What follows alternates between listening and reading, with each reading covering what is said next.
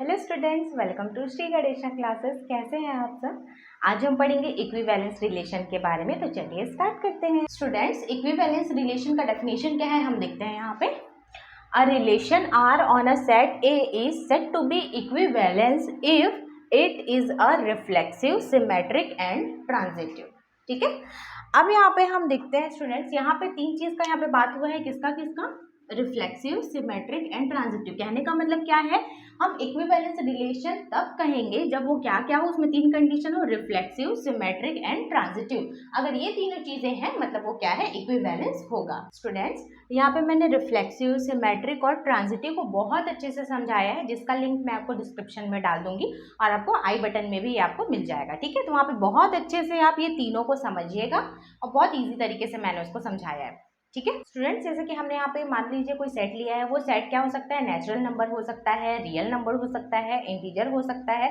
तो अब उसमें हमको क्या करना है, उस सेट पे हमको ये देखना पड़ेगा कि उसमें रिफ्लेक्सिव है कि नहीं, सिमेट्रिक है कि नहीं और ट्रांजिटिव है कि नहीं, ये हमको चेक करना है उसमें। और अगर ये तीनों होता है तो हम क्या बोलेंगे उसको, वो क्या होगा यहाँ पे, इक्विवेलेंस होगा। स्टूडेंट्स, यहाँ पे देखिएगा, मैंने यहाँ पे सेट ए लिया हुआ है। देखिए यहाँ पे मैंने क्या लिया है, 1 2 3।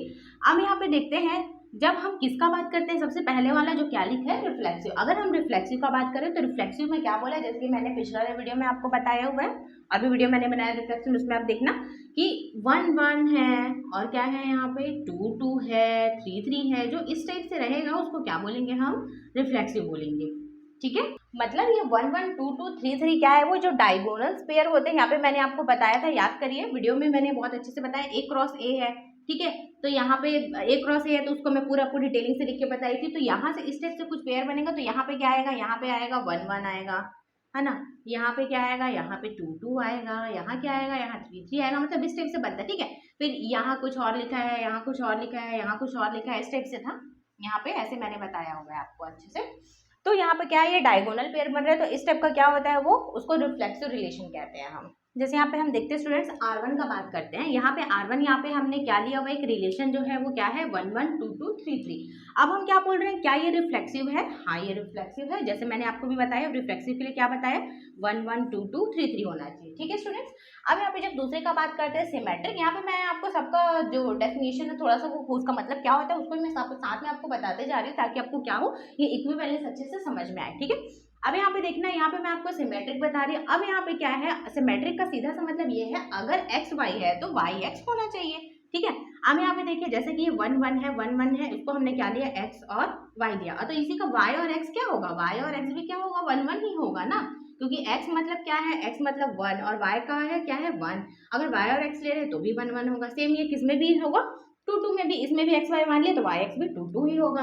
इसमें भी एक्स वाई क्या है, 3 3 है, तो वाई एक्स भी क्या होगा, 3 3 होगा। मतलब हमको क्या पता चल रहा है कि ये जो है पहला वाला, ये तो रिफ्लेक्सिव तो होगा ही, लेकिन साथ में क्या है, ये सिमेट्रिक भी होगा। स्टूडेंट्स देखिए, तो यहाँ मैंने आपको बताया, ये रिफ्लेक्सिव भी है, ये सिमेट्रिक भी है। अब हम किस में आते हैं, अब हम ट्रांजिटिव में आते हैं। ठीक है, अब ट्रांजिटिव में क्या है, इसको हम समझते हैं। ट्रांजिटिव में मैंने आपको क्या बताया था, देखिए यहाँ पे मैंने बताया है, अगर x का किससे रिलेशन है, y से रिलेशन है। ठीक है, और y का किससे रिलेशन है, z से रिलेशन है। तो हमने क्या बोला था कि x का z से रिलेशन होना चाहिए। ठीक है, इसका सीधा सा एग्जांपल मैंने आपको ये बताया था कि जैसे अगर a b का फ्रेंड है, ठीक है, सेम वैसे b किसका फ्रेंड है, c का फ्रेंड है, तो यहाँ पे क्या होना चाहिए, a भी c का फ्रेंड होना चाहिए, ए बी सी का फ्रेंड होना चाहिए। ठीक है, तो यही सिंपल सा बात है। तो यही क्या है, हमारा ट्रांजिटिव है। ठीक है, जैसे कि यहाँ पे मैंने आपको बता देती हूँ, एक यहाँ पे मैंने क्या लिया है, यहाँ पे देखिए स्टूडेंट, यहाँ पे एक्स वाई तो है लेकिन वाई जेड नहीं है। यहाँ पे तो यहाँ पे देखिए स्टूडेंट, एक्स वाई तो है लेकिन यहाँ पे वाई जेड तो है ही नहीं, उसका पेयर तो है ही नहीं। तो यहाँ पे क्या हो जा रहा है, एक्स जेड जो पेयर है वो एग्जिस्ट ही नहीं करता। तो बाय डिफॉल्ट ये भी क्या होगा, ये भी ट्रांजिटिव ही होगा। तो हम इसको लिख देते हैं कि ये भी क्या है, ये बाय डिफॉल्ट क्या है, ट्रांजिटिव ही है, क्योंकि यहाँ पे एक्स वाई तो है लेकिन वाई जेड, जेड वाला तो टर्म हमारे पास है ही नहीं, है ना। जब वाई जेड ही नहीं है तो एक्स जेड तो बनेगा ही नहीं। ठीक है, फिर वो तो एग्जिस्ट ही नहीं करता, तो इसलिए क्या होगा, ये बाय डिफॉल्ट ये ट्रांजिटिव होगा। तो इससे हमें क्या पता चल रहा है, ये रिफ्लेक्सिव भी है, ये सिमेट्रिक भी है, ये ट्रांजिटिव भी है। तो ये जो R1 है उसको हम क्या बोलेंगे, ये इक्विवेलेंस रिलेशन है। अब जैसे यहाँ पे देखते हैं स्टूडेंट्स, यहाँ पे R2 हमने लिया है, R2 जो रिलेशन है वो हम देखते हैं। यहाँ पे देखिए 1 1 दिया है, 2 2। अब इसका मतलब क्या है, सबसे पहले हमको क्या चेक करना है, यहाँ पे रिफ्लेक्सिव, फिर उसके बाद सिमेट्रिक, उसके बाद ट्रांजिटिव। ठीक है, जैसे हमने R1 में चेक किया, अब धीरे धीरे हम उसको भी R2 का भी सीखेंगे। अब यहाँ पे देखिए हम इसमें रिफ्लेक्सिव चेक करते हैं, तो रिफ्लेक्सिव के लिए क्या होना चाहिए, 1 1 2 2 3 होना चाहिए। तो हम यहाँ पे देखते हैं क्या हमको वो दिख रहा है, 1 1 2 2 3 3। हाँ, हमको दिख रहा है, मतलब हम क्या बोलेंगे, ये क्या होगा, ये रिफ्लेक्सिव होगा। तो हमने एक चीज तो बता दिया, ये रिफ्लेक्सिव है। अब दूसरे वाले में किस में जाते हैं हम, सिमेट्रिक में। अभी हम ये देखेंगे क्या ये सिमेट्रिक होगा। अब सिमेट्रिक के लिए क्या होना चाहिए, एक्स वाई है तो वाई एक्स होना चाहिए। अब यहाँ पे देखिए एक्स वाई मतलब यहाँ पे देखिए 2 और 1 है, ठीक है, तो इसका उल्टा क्या होगा, ये x है और ये y है, समझो, इसका उल्टा क्या होगा, वाई एक्स होगा, है ना। तो इसका उल्टा वाई एक्स मतलब 1 और 2, 2 1 का उल्टा 1 और 2, मतलब ये क्या है, ये सिमेट्रिक भी होगा। देखिए कितना इजी है ना, एक बार आप समझ जाएंगे तो ये बहुत इजी हो जाएगा आपके लिए। अब यहाँ पे देखिए, मैं यहाँ पे क्या बोलूंगी, हाँ ये सिमेट्रिक भी है। अब तीसरे वाले में आते हैं, तीसरे वाले में यहाँ पे क्या बोला स्टूडेंट, ट्रांजिटिव। ठीक है, अब यहाँ पे देखिए ट्रांजिटिव के लिए कैसे चेक करना है, जैसे कि यहाँ पे मैंने बताया हुआ है, अगर एक्स वाई वाला टर्म है, वाई जेड वाला टर्म है, तो एक्स जेड होना चाहिए। ठीक है, अब देखिए चेक करते हैं इसको ही हम यहाँ पे क्या माना, यहाँ पे देखिए x और y, और इसको हमने क्या माना, y और z मान लिया। ठीक है, तो ये देखिए y यहाँ पे भी 1 है, y यहाँ पे भी 1 है, ये x हमारा क्या है 2 और z हमारा क्या है 2।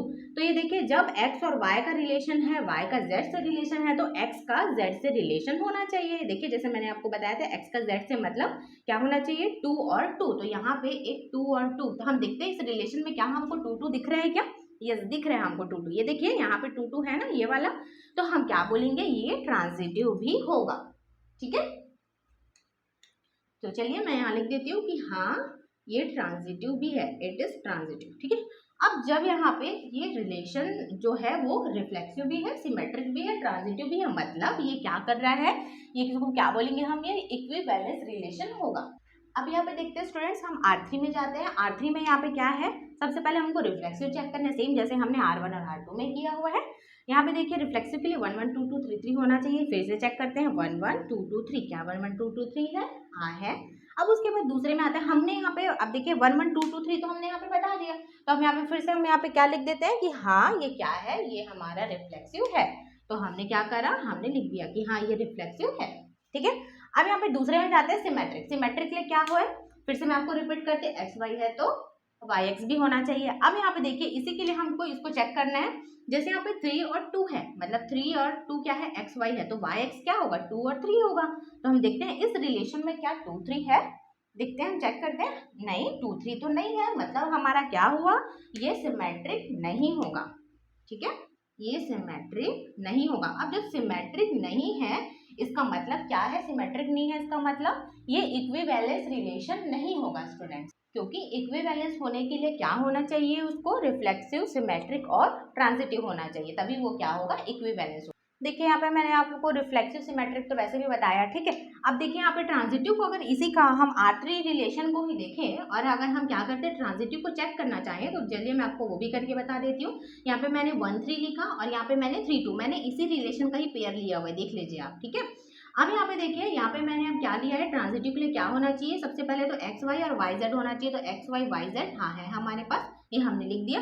ठीक है, अब यहाँ पे देखिए जब ये दोनों है तो हमको क्या होना चाहिए, हमारे पास x और z होना चाहिए, और x और z क्या है, यहाँ पे 1 और 2 ये पेयर है। तो हमको क्या करना है, R3 रिलेशन में हमको 1 और 2 को चेक करना है, क्या 1 2 3 1 2 इसमें है, तो हमको हम यहाँ पे देखेंगे क्या 1 2 है क्या, नहीं, यहाँ 1 2 नहीं है, मतलब ये क्या होगा, ये ट्रांजिटिव भी नहीं होगा स्टूडेंट्स। ठीक है, अब यहाँ पे मैं लिख देती हूँ अच्छे से यही वाला बात की ये जो है वो ट्रांजिटिव भी नहीं है, ये बस रिफ्लेक्सिव था, ये सिमेट्रिक नहीं था, ये ट्रांजिटिव भी नहीं था। इसका मतलब क्या है, ये जो है वो इक्विवेलेंस नहीं होगा।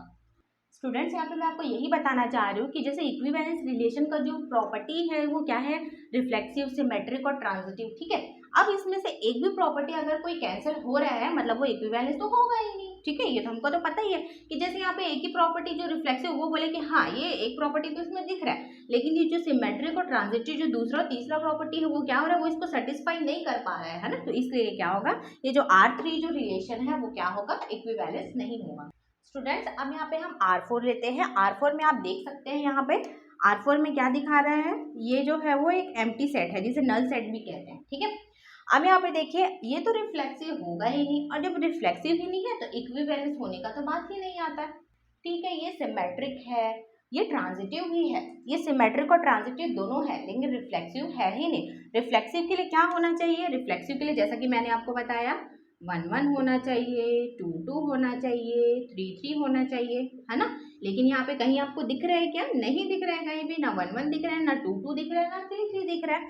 मतलब ये क्या है, जो R4 है वो रिफ्लेक्सिव नहीं है, सिमेट्रिक ट्रांजिटिव है, तो भी कोई मतलब नहीं है, क्योंकि ये क्या होगा, ये इक्विवेलेंस नहीं है। जैसा कि मैंने आपको बताया एक भी प्रॉपर्टी अगर उसमें से कैंसिल हो रहा है मतलब ये क्या है, इक्विवेलेंस नहीं है।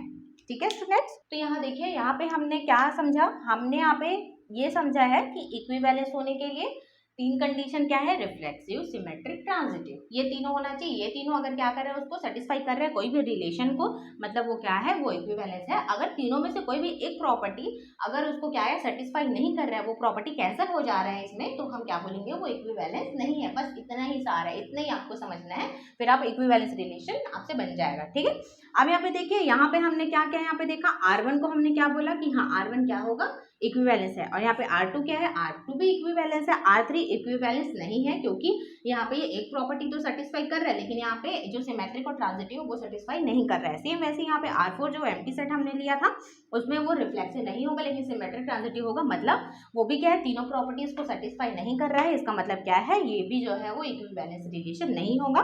ठीक है, तो बस इसको ऐसे ही आपको समझना है। उससे रिलेटेड जो भी क्वेश्चन या जो भी आपको क्वेरी आए वो आप कमेंट करके पूछ लीजिएगा। ठीक है, थैंक यू।